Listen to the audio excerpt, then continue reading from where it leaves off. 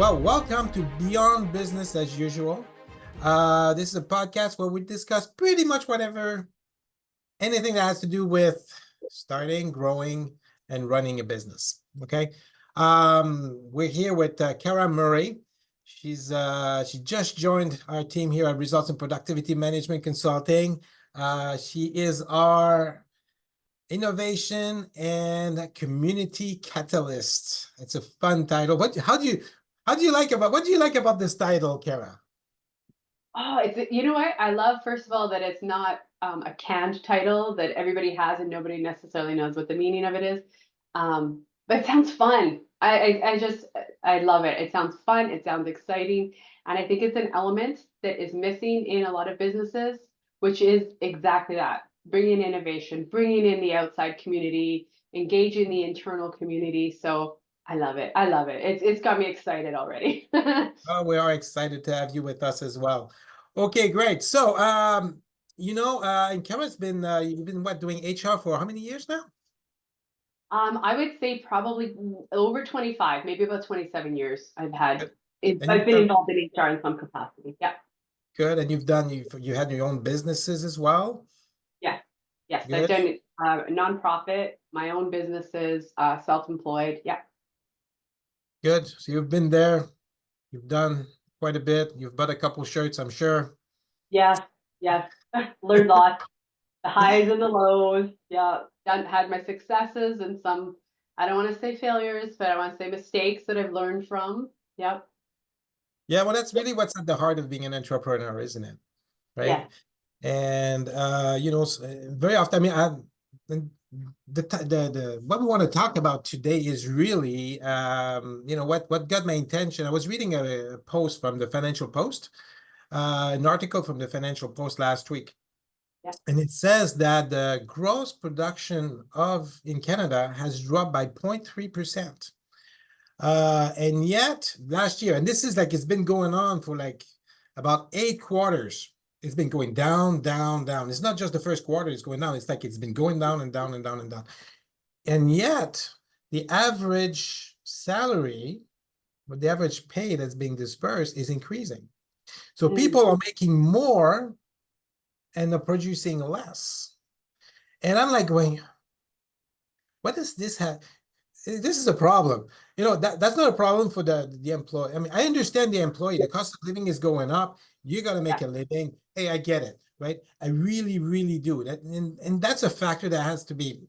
You have to be. People have got to make a living, right? Yeah. Yet, we're seeing less production. Mm-hmm.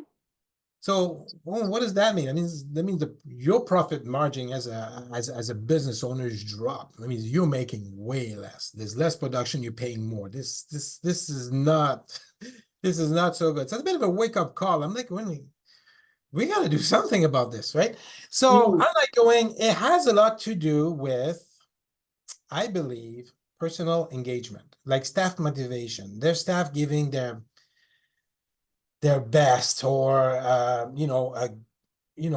being more engaged in the business and growing. Because if you'd be engaged in a business, that you'd be growing Mm-hmm. more production, right? So it's like there's something going on this. What do you think?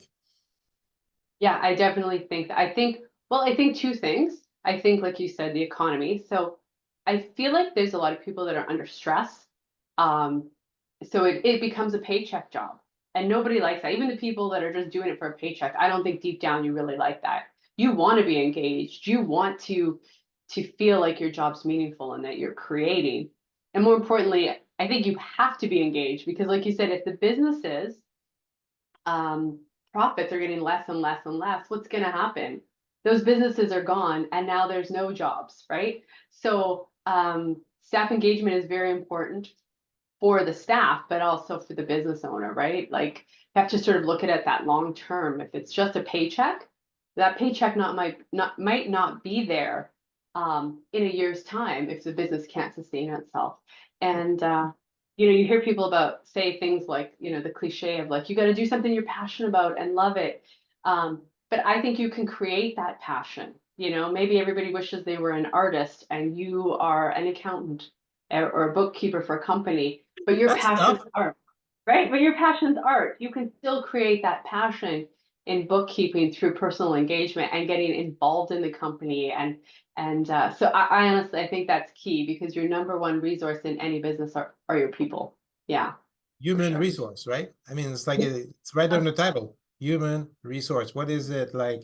It's supposed to be 20 to 25% of the expenses should be towards, the resources. Like you got to pay people for the service they render. And okay, so what do you think is the biggest cause of from your experience, from what you've seen, and maybe in terms of a staff, staff comes in and you hire them and you're all gung ho and you're like, yeah, let's do it. And then we call it the honeymoon period, right? And then the balloon deflates. Yeah. Right? From what you've seen, what are the various things that would cause the balloon to deflate? Okay, well, I would say assuming that you have hired a good person who's good at the job and wants to contribute, and you see that balloon deflate. And I've seen this, and this has been oops for me because I've assumed that that person that we've hired maybe knew more about the job or had more skills than they actually had.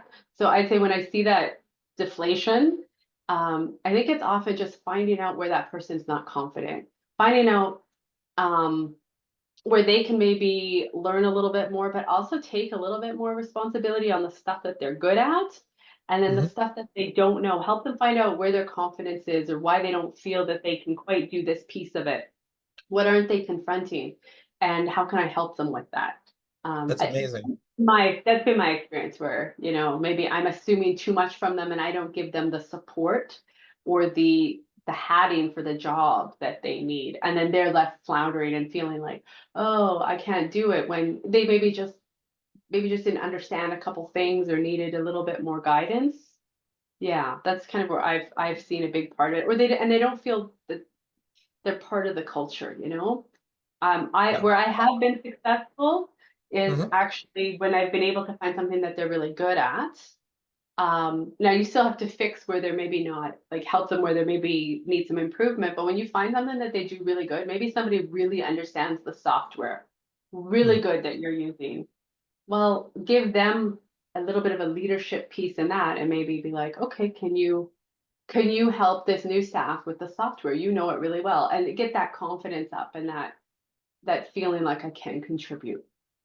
It's Yeah, interesting because the feeling of being able to contribute, yeah, right, is extremely important for somebody. You want to be part of the team, right? mhm, And if you don't, look, it's part of us, this desire to help. We're there to help, whichever way it is, right? So if the person comes in, and, like the paycheck is the paycheck, which is important, don't get me wrong. But I think it was a survey that was done a few years back. It might be a little different now. But a few years back, I think the remuneration when you hire people was number 5 or 6 on the priority. There were 5 other things or 4 other things above that are important for somebody. One of them is I want to be challenged. I want to have growth opportunity. I want to have a leadership position. I want to be able to create on the post, right? All of these things are very important for a person, and it gives meaning to who you are and what you do. And I think it has a lot to do with being engaged and being motivated. yeah, Right. Now you brought up a very interesting thing. You were talking, I'm thinking, yeah, that's true. There's this bell curve. It's almost like it's a reverse bell curve. And this people's reaction to change, right? Let's say you start learning, you want to learn Spanish, let's say, right? And then you're all gung ho, you're going to be learning Spanish, you're going to go to South America, you're going to be talking to people. So you take this course and, then you go like, yeah, this is good. So you start way up high, right? And then you start learning, and then you find out that, oh my God, this is more than what I bargained for. And then you go down the, yeah. the, the, the learning curve. And then it's almost like the pit of despair. You're like, why did I pay for this course? This is like, this is not good, right? And then you don't feel you can't do it anymore. right? Mhm. And that's that point that people check out. That exact point. This is where people check out. And this is why they need the more help from a manager or from a leader. Because after that, if you give them some help, then they start getting some wins, like you mentioned, and they start, okay, I feel I can get it now. Okay, now you can see Mm. and then they acquire the skill and then they back up to where they were before, right? It's very important, and lots of managers, I've seen this so many times, maybe you agree with me on this. You get the person and you got high expectations, like you said, you assume, right? Done And it. they come in and then they make the worst mistake ever, and you go like, man, I didn't sign you up for doing that kind of mess, right? And then the person feels bad, and this is the pit of despair. The person's at the pit of despair right now, and then you go and hammer on them, and then what do you think is going to happen? Yeah, it's gonna make it worse. It's gonna make them more stuck there. Yeah. They're going to leave. I mean, they're going to find another job. They're going to go like, this is not for me, this and that, or they're going to start going into, I'm going to, just come in and do a paycheck because I need to get money. And then that's where you start losing your staff, right? Yeah. Uh, and that point is where you really need to be a good coach. You need really to be a very good leader for that person. You need to give them the support so they can have what they need to be successful. And when they start going up that bell curve, now you've got the guy producing, feeling more competent. You feel he can Mm. do something. Now you get engagement. But every single staff I go through and I onboard, they all go through this. They all go through this, like every single one of them. This is human nature. So I think it's very important for personal engagement to be there for your staff, to not assume. That's a very good point. I'm glad you brought this up because you assume. The guy's an IT guy. Obviously, he knows how to do IT, Right. Yeah. Yeah. right? So you are really a training officer when you're an executive. Yeah.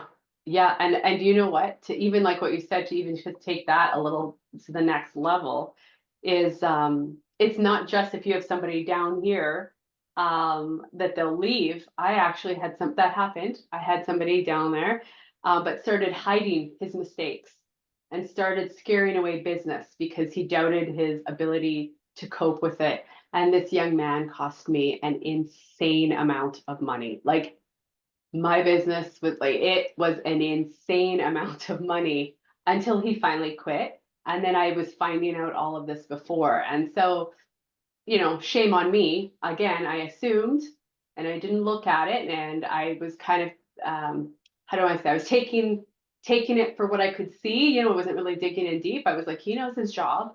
And he Mhm. didn't. And cost me a lot of money. And he left, right? So uh I think personal engagement, it's not just the icing on the cake. It's not something that when you have a business, you're like, oh, that's nice. I'll get to it after I do this important stuff. That is your foundation and that is the important stuff. And again, 25 years of HR and years of owning various businesses, and I've had to learn that the hard way.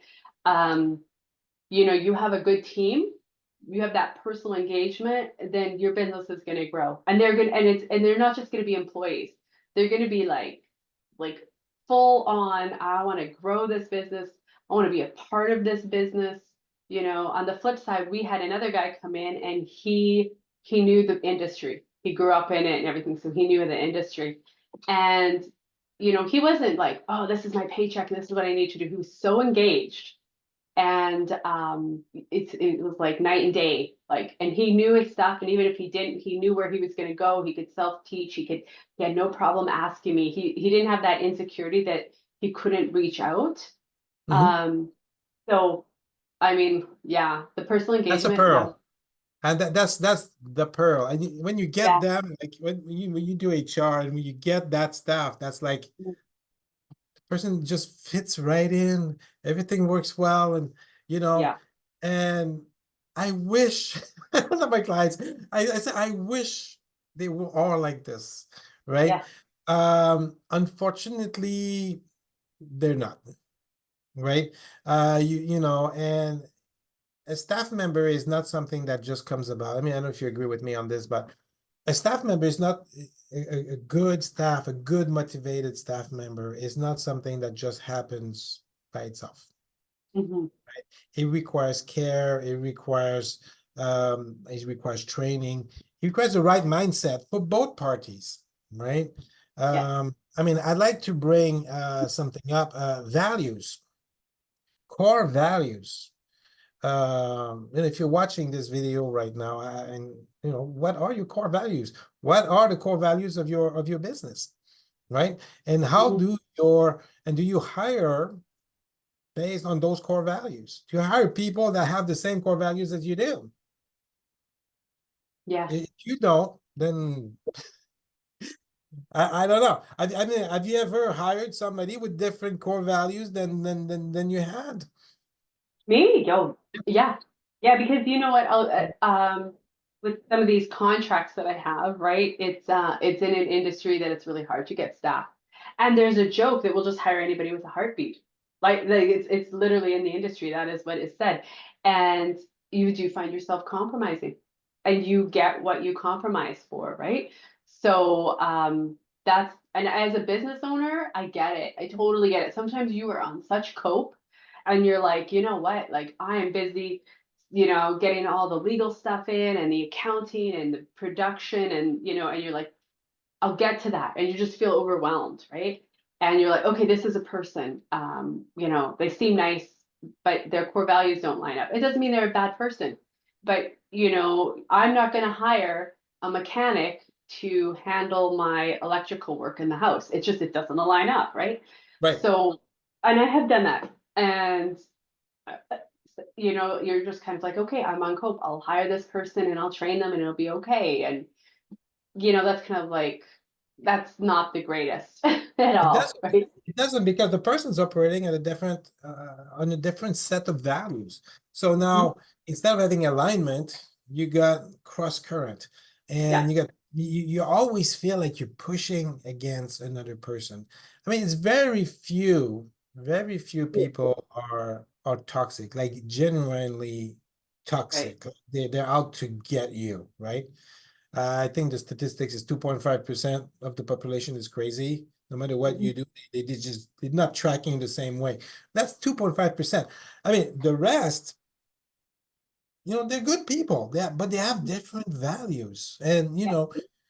you have, I think that if you're going to be hiring somebody, one of the first thing you need to do is to be really clear in terms of what are the values that are important for you, right? And you have to surround yourself with people that have the same value. And when you do this, you really build a juggernaut. Everybody's pushing in the same direction, right? Now, if you don't, then push pull all the time, and that's going to create lots of upsets in the organization. Again, your policies are based on those values, so the person will always try to violate the policies or try to work around them. It's not good for anybody. So be clear on your values. When if you hire somebody, I mean, ask them, okay, what are your values? What are the values that defines you as a person? Hmm. Give me four of them. That's usually what I do. I say, give me four. People usually say three. Give me four values that will define you as a person, not as an employee, as a person. What's important for you in life? Hmm. Then you hear that. Oh, I want my family, I want my health, and I want to make sure I'm financially stable. And I really like animals, and I want to be in nature. Okay, well, I'm sorry, but that doesn't match my Yeah, yeah, yeah. that doesn't match my values. I want somebody who's client-centric. I want somebody who's got initiative, who loves to be part of a team. Whatever you decide is important for you. Hmm. Uh, you know, and if it doesn't match, just don't hire the person. I mean, period, right? Yeah. And it might be a nice exercise to look at your staff that you have and see, who match those values and who doesn't, right? Yeah. And have a conversation with them at this point and see, because that would affect somebody's motivation, somebody's level of engagement. When you look at like hiring, when you're talking about hiring somebody with the same values, and I know it's not as clear as 40 hours a week, but usually 40 hours a week that you're spending with that person working on your business, right? Mhm. So for me, it's like in your personal life with your friends or your partner, whoever you're going to date or marry, you don't compromise there, right? Like you're not going to spend time with somebody who doesn't line up with, when I say your values, I mean, they might not have the exact ones, but you're not going to spend time with people who, aren't contributing to the friendship or who you don't care about. You're not going to get married to somebody whose values are so vastly different than yours, right? But yet, when it comes to something where it's a business that's growing and supporting you financially, and you're spending 40 hours a week with that person, like I said, I've compromised, right? Why would we do that in our business? We don't do it in our personal life. Why would we do that in our business, right?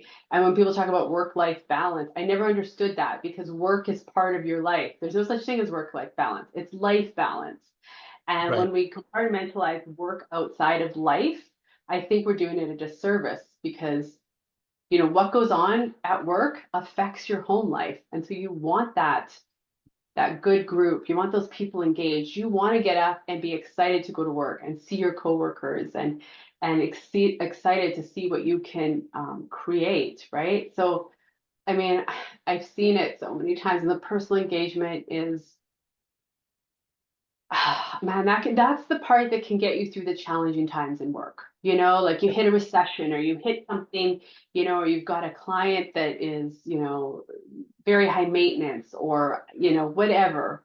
But you have the right people and you get through it and it's like, okay, this is a challenge we're going to overcome and you get through it and you succeed.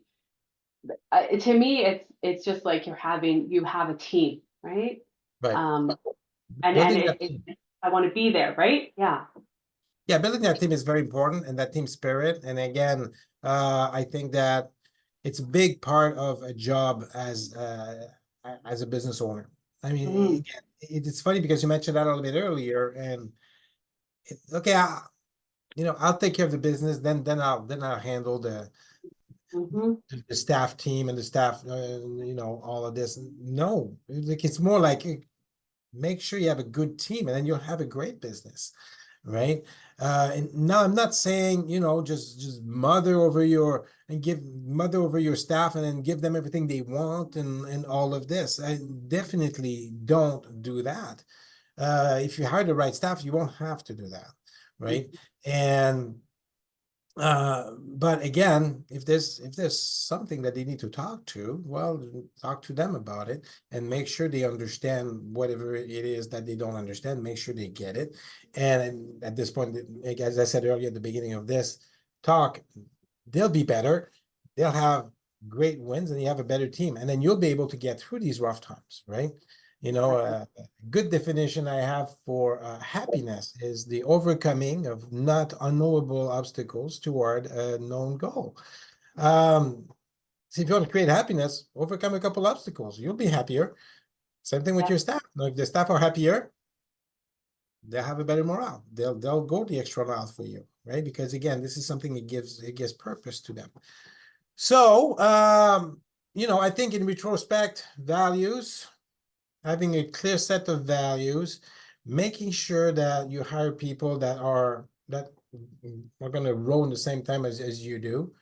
You mentioned a very good point you mentioned at the beginning.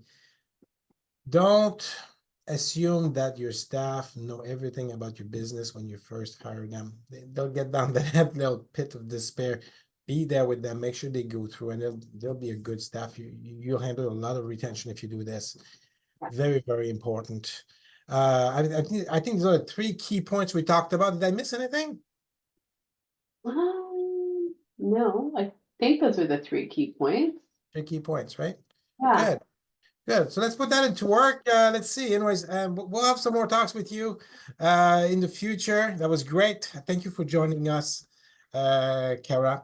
And we'll do some different things. If people want to comment on um, what they'd like to hear about, various other things. We'd like to hear about this so we can discuss these things and and present them to you as well. Subscribe to the channel, and comment and like. That'd be awesome. And we'll produce more great content for you guys. Okay. So thank you very much. Until next time, keep growing, keep expanding, keep learning, and best of success for you. Thank you.